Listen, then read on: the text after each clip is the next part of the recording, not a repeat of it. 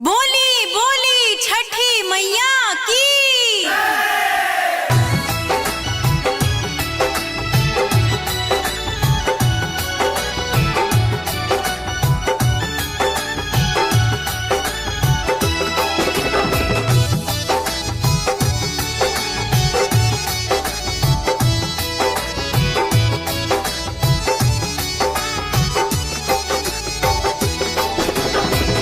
कौन की दाऊ बीजाले धान सुधाना, कौन की डटराल पान गे माई, कौन को खिलिहाला जनमाए सूरजा देवा उठा सूरज भइले बिहान गे माई, उठा सूरज भइले बिहान।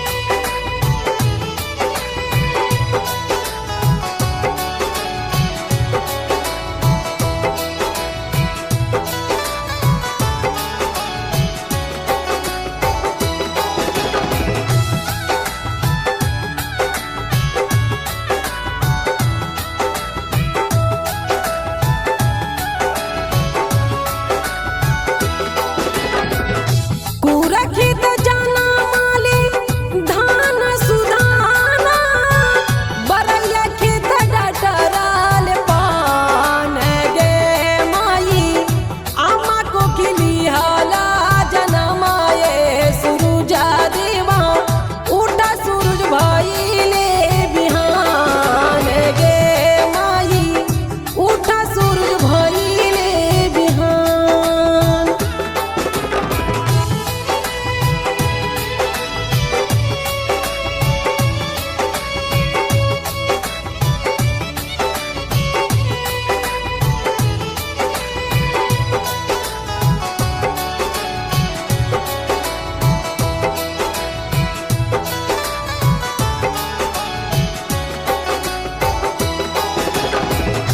अम्मा जाई जगावे सूरजा तोहे, दिहा सूरज दर्शन पान गे माई, बरतिया रगलेल ठार बार पनिया में जोड़ी दुनु हाथा कारदार गे माई, बरतिया रगलेल ठार बार पनिया में जोड़ी दोनों हाथ कारगर।